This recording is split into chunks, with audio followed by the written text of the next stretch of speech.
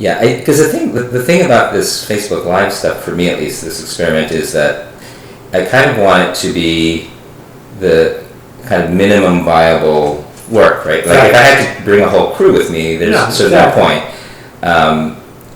It feels like several macros could do a good job here for you. Yeah, but it's kind of fun because it's not easy yet. So there's just a small aside on the pre-chat. Yeah. Do you know who took that picture? I did. Yes, you did. I just wanted to point out to people that you're living on the edge of many things, including a major contributor to Wikimedia Commons. Thank you.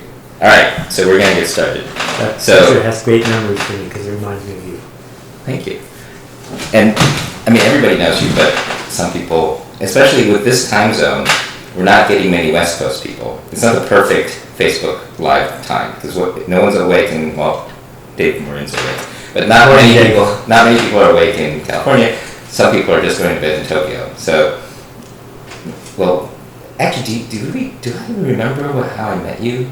Do you remember how we met? We met at the Aspen Festival that Fortune magazine ran. It was you, me, Jacqueline Novogratz, the two Google guys, and Justice Breyer from the Supreme Court, sitting around the round table. Why do you remember so much better? Why do I remember? Because that was the day I became the blogger I am today, because you turned me on to it.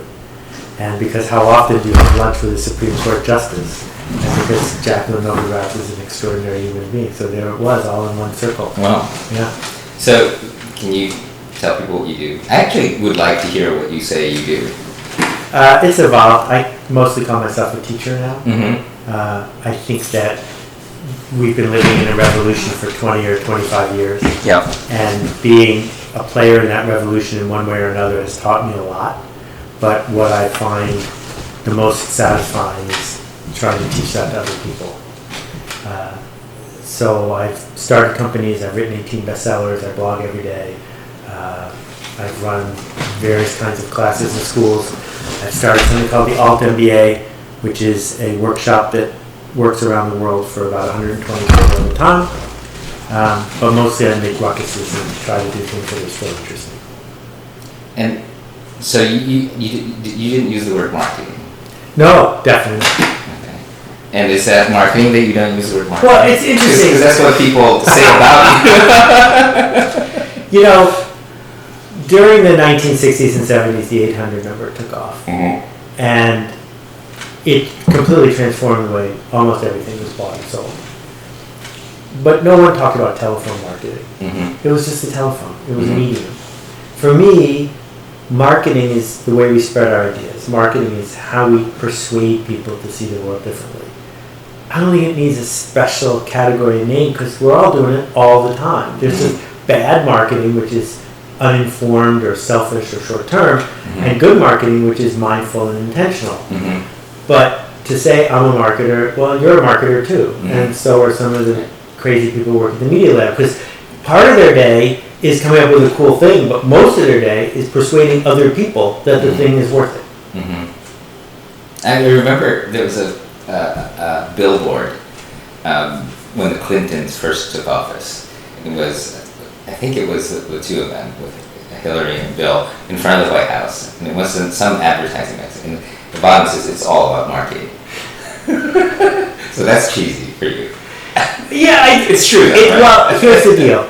We like to dismiss the things that frighten us. Mm-hmm. We want to dismiss the things that put us into a spot where we might become uncomfortable. So it's super easy to dismiss salespeople. It's super easy to dismiss marketing because that's the other thing. You know, so the Times, which you are sort of affiliated with, hates people who do marketing for a living. They don't talk about their books. They don't talk about their work because they'd much rather talk about literary fiction, which is great. Literary fiction is great. But the reason it's so easy to dismiss it is because of the Elmer Gantrys of the world, because of the people who are shysters, who are selling us the thing we will regret later. But the people who are doing great work, Gandhi was a fabulous marketer, right? Because without using weapons, he completely changed a country with 1 billion people in it. Well, that was a marketing effort more than anything else. You know the other word that's like that is networker. Yeah. Because the image of a networker is somebody who has a single-minded focus to just collect the business cards of the most famous people in the room at every party. When in fact, building a diverse network of really interesting people, for me, is really what I do, but I would never call myself a networker. Right, exactly. Exactly. So I showed up in the 90s at just the right moment when old marketing, which was equal to advertising, which was equal to Mad Men, was dying. It's now officially dead. Really? And so is that well, you can quote me. Can you name one brand in the last 10 years that was built on advertising? Just one. In the last 10 years? Yeah. Uber, Amazon, YouTube, go down the list. I can't think of one. That's not how they got there. Red Bull. No. Red Bull was built on bars and detail forces of people working from one part of a cultural cycle to another. And only after they were a multi-billion-dollar company did they then say, let's buy all these ads. Starbucks, same way, right? But in the 60s, 70s, and 80s, every brand was built on advertising. So once we saw it going away, there was a thirst for, well, what takes its place? And I happened to be in the right place to not only narrate that, but do it as well. And I don't think I could have had the same impact if I started today.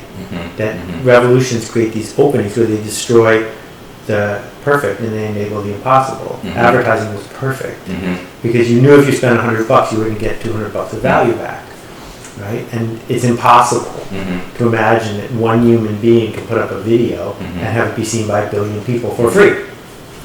So I just finished a book where my co-author Jeff Howe is a journalist, and one of the things that he did is he did a deep dive into the Industrial Revolution. And I'm going to get this wrong, but there's a metaphor here, which is, so you had these moments before the Industrial Revolution where you had these cottage industries, and you had masters, journeymen, apprentices, which we like to imagine Media Lab is kind of like, and you were sort of in service of this, and your whole point was to master the art of shoemaking. Sure. Right? And then there were these trading people who were kind of starting to invent capitalism, right? And then and I think that the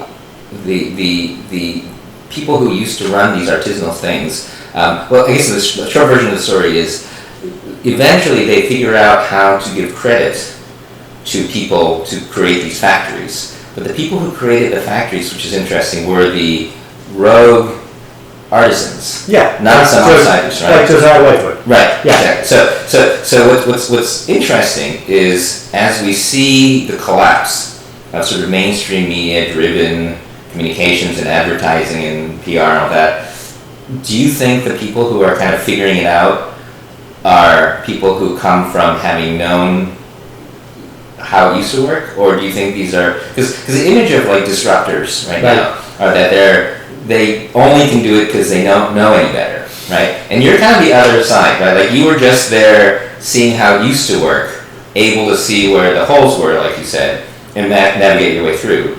Or is it? I mean, I'm just curious, kind of where the. I love these conversations. So Josiah Whitewood's dad made pottery, the old-fashioned way.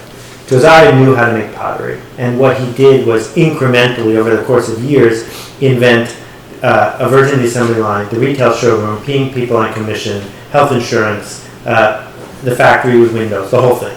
He made so much money that when he died, he was one of the richest people in the world. His grandson used that money, Charles Darwin, to change the world again. I love that they were listening. But Jimmy Wales didn't work at Encyclopedia Britannica, and the Google guys didn't work at Random House, and Mark Zuckerberg didn't work anywhere. So you don't see that here, and I think the reason is the lever of software is so much more spectacular. That Josiah Wedgwood, none of the innovations were 100x over his dad. They were all 5x over his dad. There were interesting shortcuts that he kept compounding. Yeah. Today, the lever is so much bigger. So that's what Silicon Valley would like to believe, right? And I think that there is some percentage of the GDP of industries for which that works. And my hypothesis, which is just an idea, I'm not sure it's true, but I am hoping it's true, is that the rest of the 85%, there isn't that much leverage. And that in fact, Silicon Valley is ignoring it, and it's... No, they give you a tool now. They give you, well, but I think so my little thing right now with artificial intelligence, right, is I feel, and many people, I mean, the smartest people in the field also kind of are on my side, but roughly overgeneralizing and annoying the people who this is going to annoy anyway.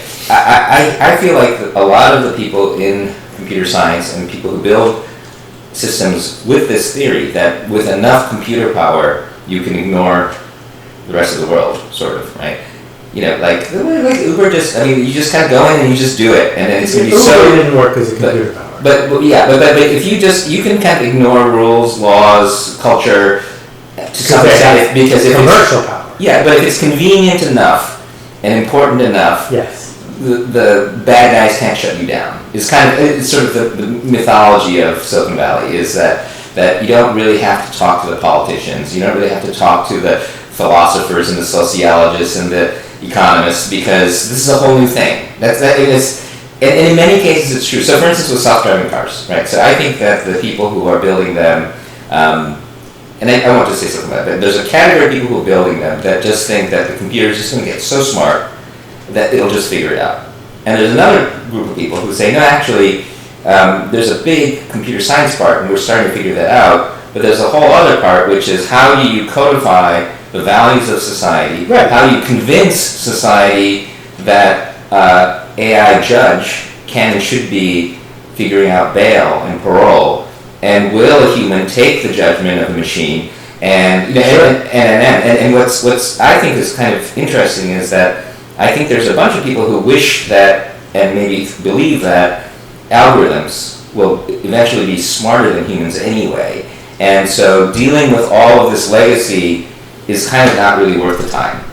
And there's another set of people who say, okay, now that we've got this core engine that's so good, this tool, we should start creating connective tissue. That's, by the way, where I am. And then there's other people who feel like, no, we don't even need to understand the tool. We can legislate it and philosophize about it.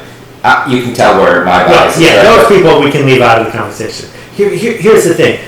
Uber and Google achieved what they achieved because they were triumphs of storytelling, mm-hmm. not because they were triumphs of technology. Mm-hmm. And the same thing's true with Facebook. So that gave them market power and commercial power because the story was so resonant and the value created so fast that you could stumble through society's mores for a while and then it compounded really quickly. But mm-hmm. let's not fool ourselves. This is not a technology thing at all. Mm-hmm. It's did you package the story intentionally or not in a way that resonated with people, that made them go forward? Mm-hmm. So one of the things that fascinates me the most is now the Valley, etc., is giving us all these tools where people like me who are incompetent programmers have a lever, right? So here we are using a TV network that didn't exist 2 years ago. Mm-hmm.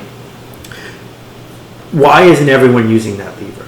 Why was it Josiah Wedgwood's job to invent everything he invented? There were 10,000 potters who could have done it, mm-hmm. right? Why is it that 5,000 people are disenchanted in the ad business, but only a couple of them go on to invent things like commercial email, mm-hmm. right?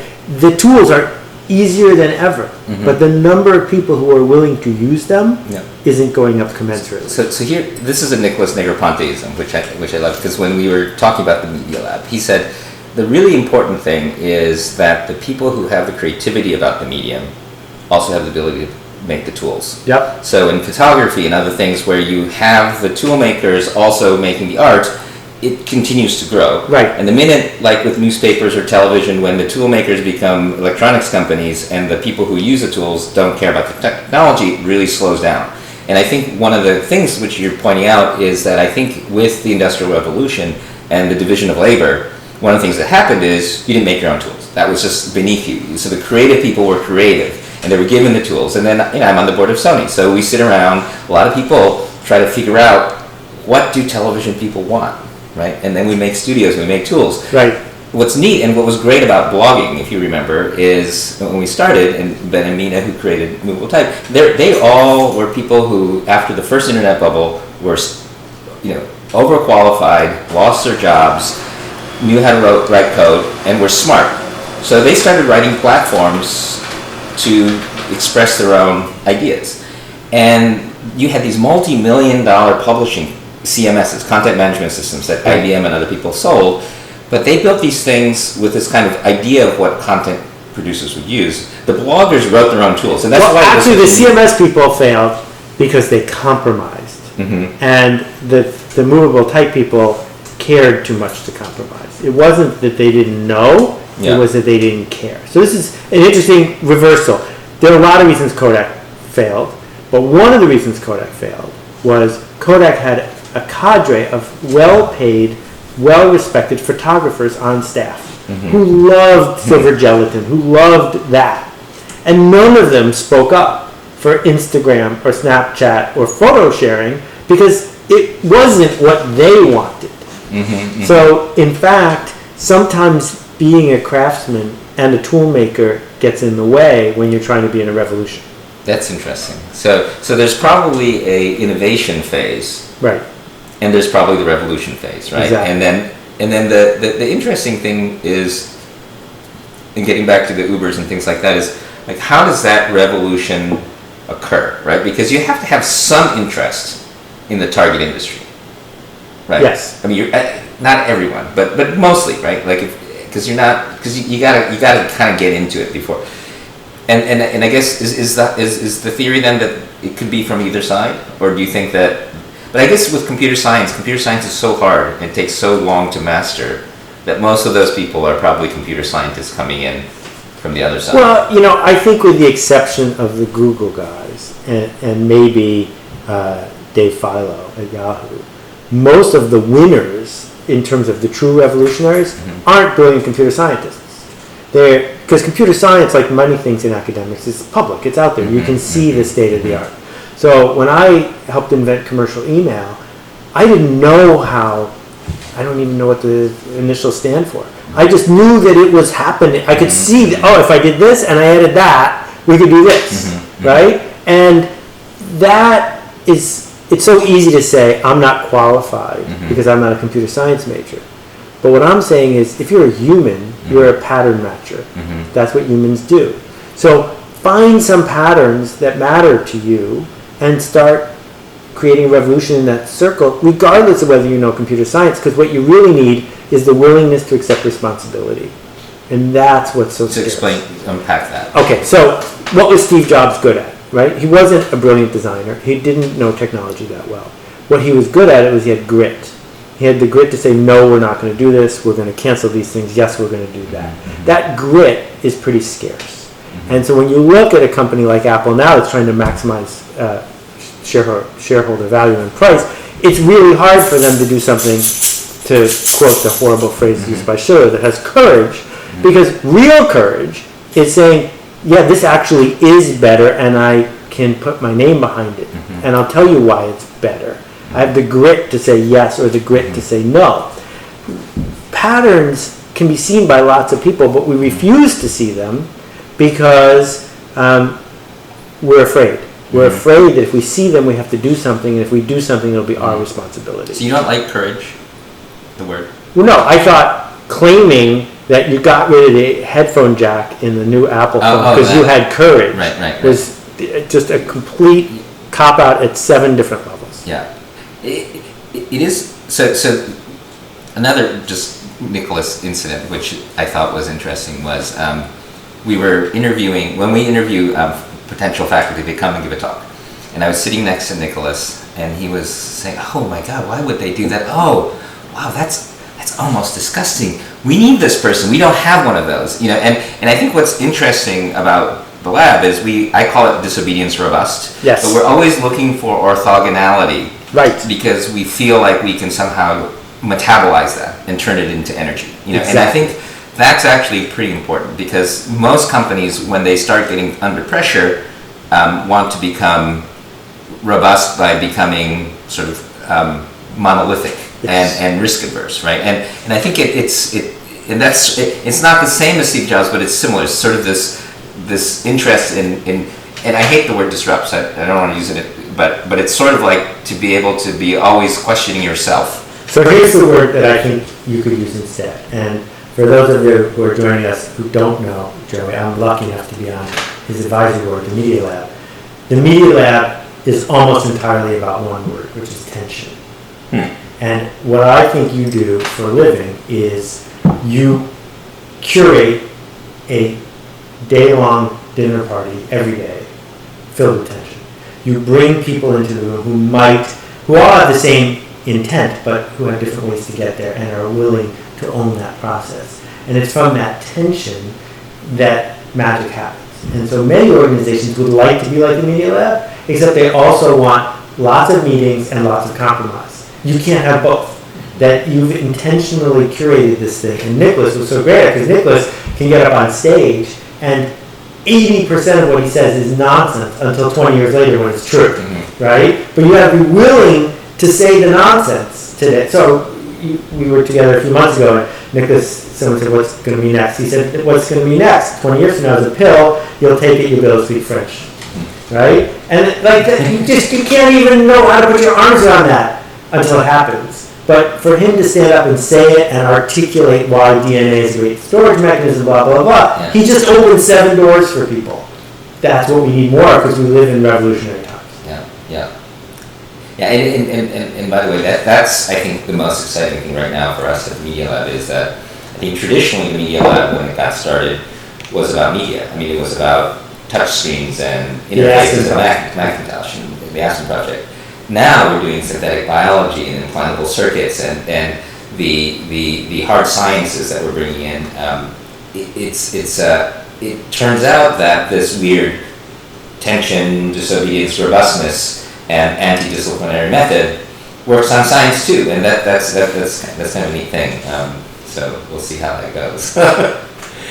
So I want to shift gears for a second because I don't know how many people who are watching write books, but have gone through the process of over the last 4 years. I warned you. Trying to write a book, and you know more about you know so much about books that you don't want to really do the thing again. But can you describe, like you did a little bit with the marketing thing, like what was it, where is it, and what should it be? Okay, so Jeff Jarvis talks about the Gutenberg parentheses, which is from 1500 to a few years ago. There was this 400 and so year period when a book was this very special thing. Mm-hmm. Because not only was it a permanent object that was available to the masses, but it came through a certain channel, was created a certain way, with certain curators. There was just the right amount of scarcity. Not everyone could write a book, but enough people could write a book that bad ones would get written and good ones would get written. It was perfect, right? And as a container, a time-tested container for media, it has never been surpassed. Mm-hmm. What happened was a whole bunch of things at once. First death of the bookstore, the second death of the bookstore, the invention of the e-book, but most important, the idea that we're now consuming a different sort of media and we don't actually respect books like we used to. It used to be that you joined the Book of the Month Club, Cleveland Amory, because if he picked a book, you needed to read it. Mm-hmm. And there were millions and millions of people who read the same book at the same time. Now, if a friend hands you a piece of literary fiction, it's actually bad news because you're going to have to stop checking your email to read it long enough to not offend your friend. Right. So there's all this ferment around the end, and then we've got Chris Anderson's Long Tail, which says if you give people a choice, they'll take a choice. So we've gone from 50,000 books published a year to more than 1 million, because anyone who wants to write a book can write a book now and instantly put it into the world. Scarcity's gone, curation is gone, so value is threatened. So curation, how is it gone? Because if it's on the Kindle, who decided it was worth putting it on the Kindle? So before the curators were the publishers. Yeah, because they were taking a financial risk to cut down trees, to take up shelf space. They only got a certain number of shots a day, and they didn't want to waste that shot, and so they took it on this book, not that book. So there's still vestiges of it. You deserve every penny of the advance you got for your book because it's a smart bet. But on the Kindle, it will be right next to a book that someone wrote by copying 20 Wikipedia articles and pasting them together. Right. And since they're right next to each other, they're very hard to distinguish. And so for me, the future of books is they remain this totem that has cultural currency, that when you see it on the shelf, it stands for something. That the right book on the Kindle that holds one's attention just got to you instantly. That's really powerful. But, and we know this, As soon as someone starts reading a book on the Kindle, they're one click away from checking their email. Mm-hmm. They're one click away from going on to the next thing. So this uninterrupted attention Mm-hmm. that the book used to promise is gone.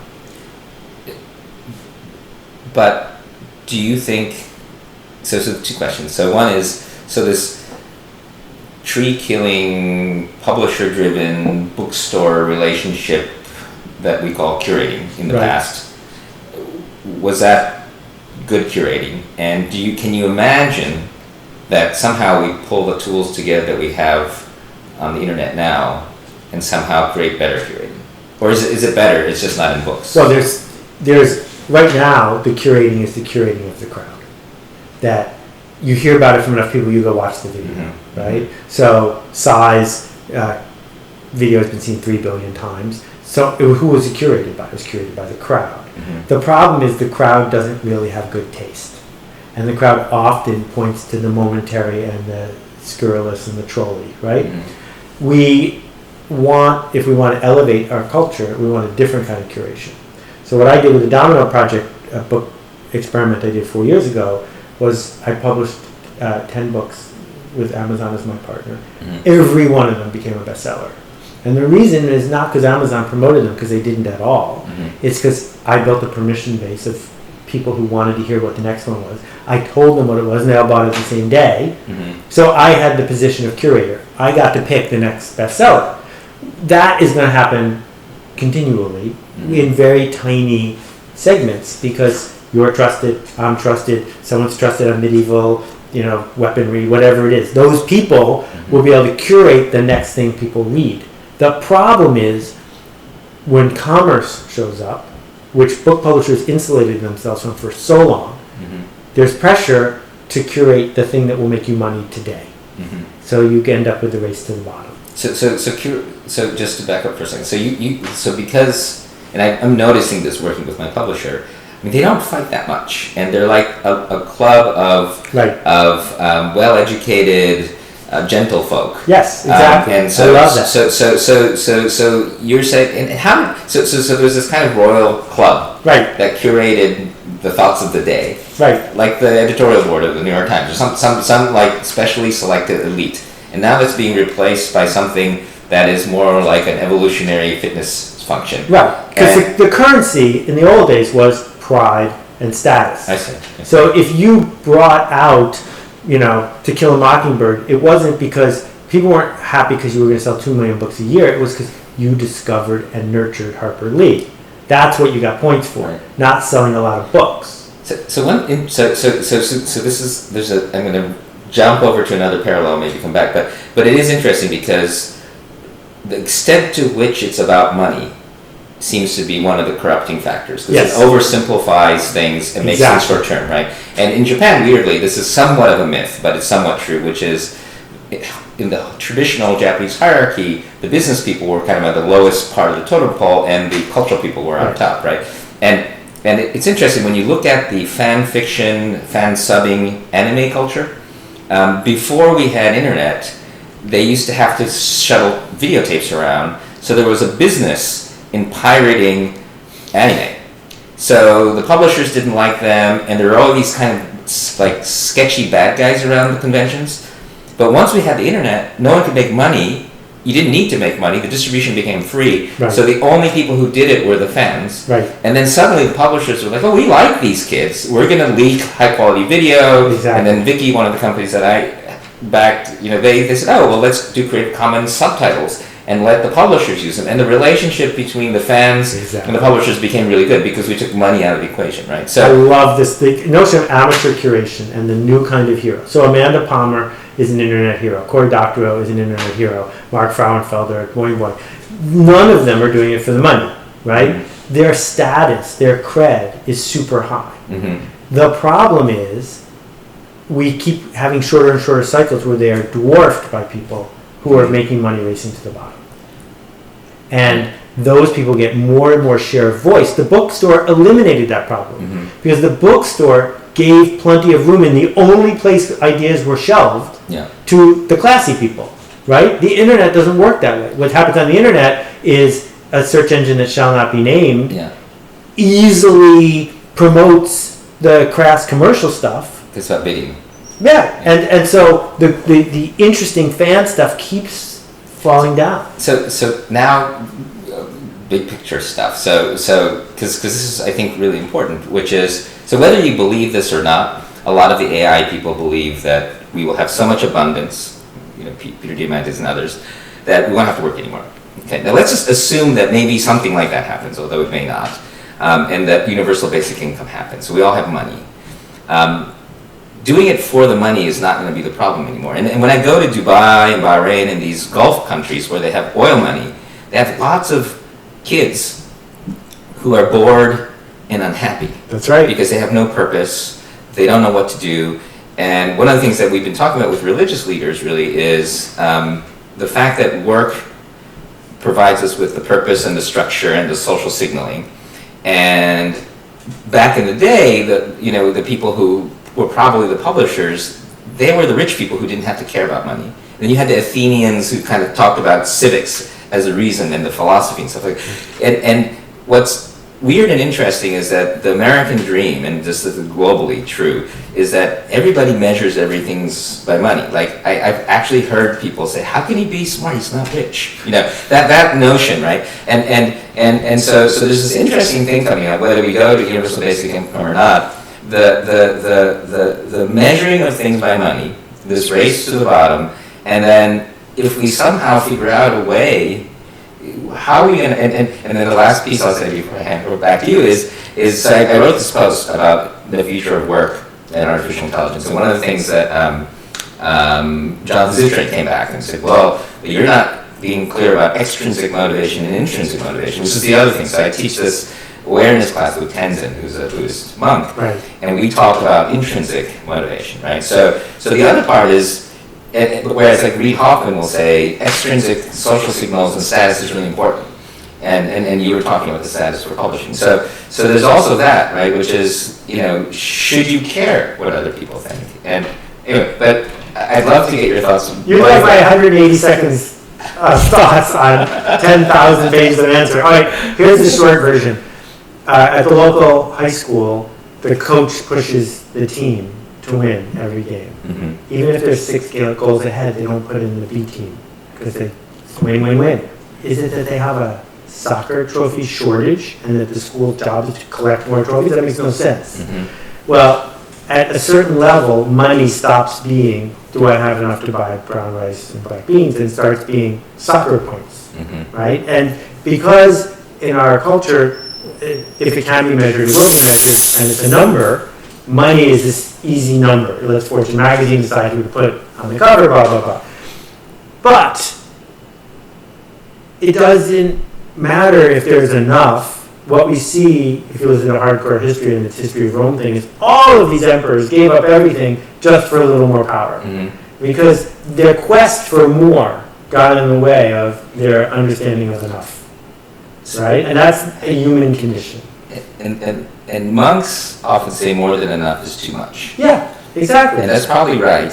But the meta, though, is that the Silicon Valley people will say, well, that doesn't scale. Exactly. So the problem that I have is this wellness stuff.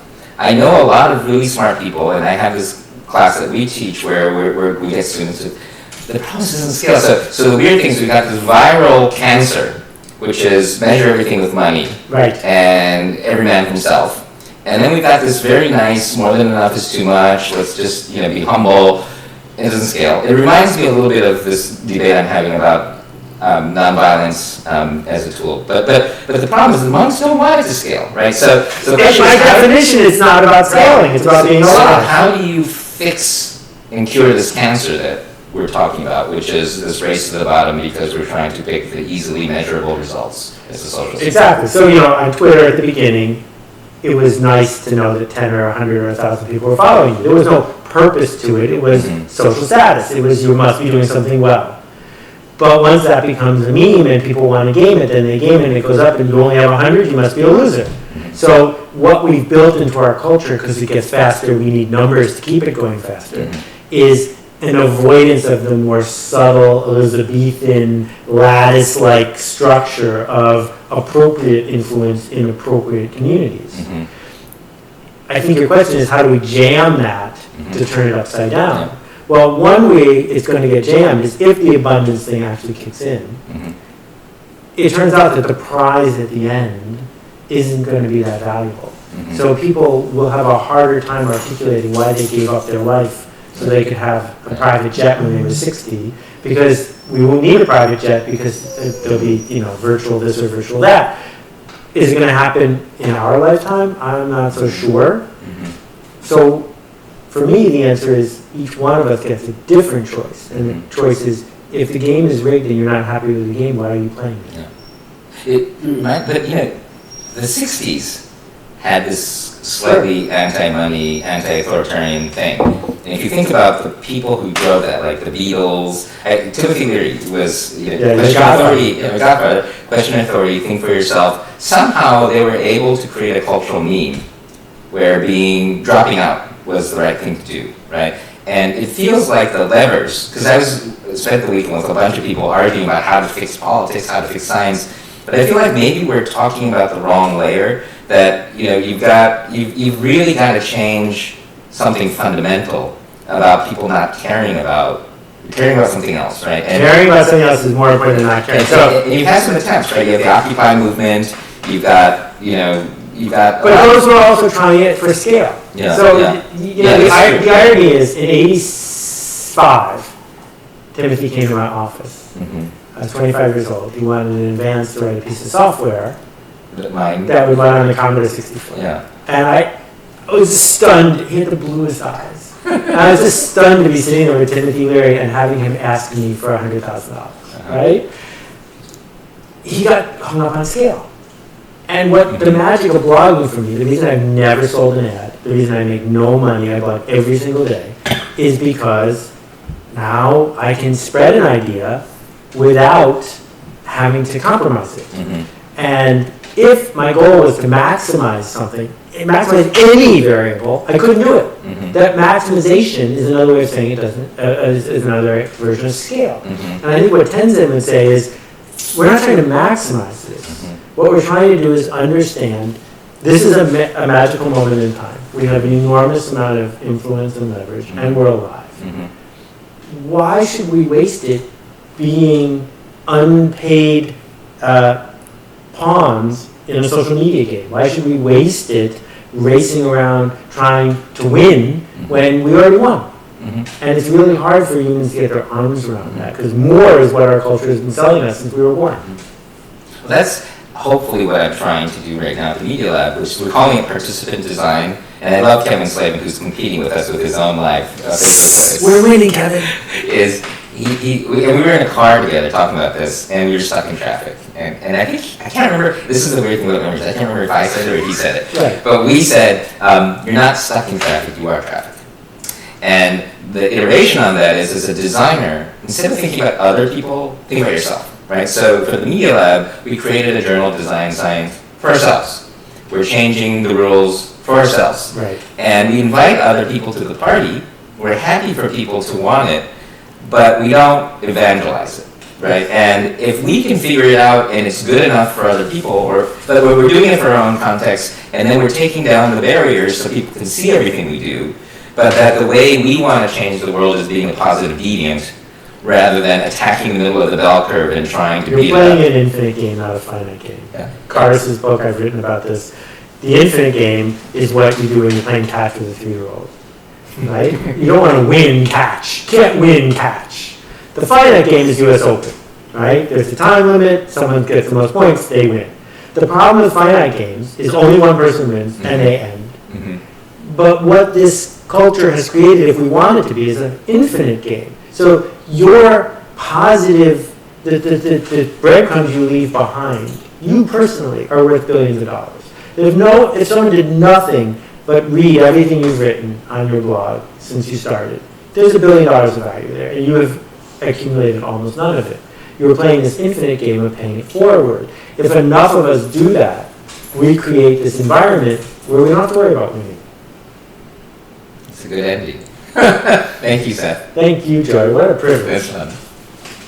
See you guys.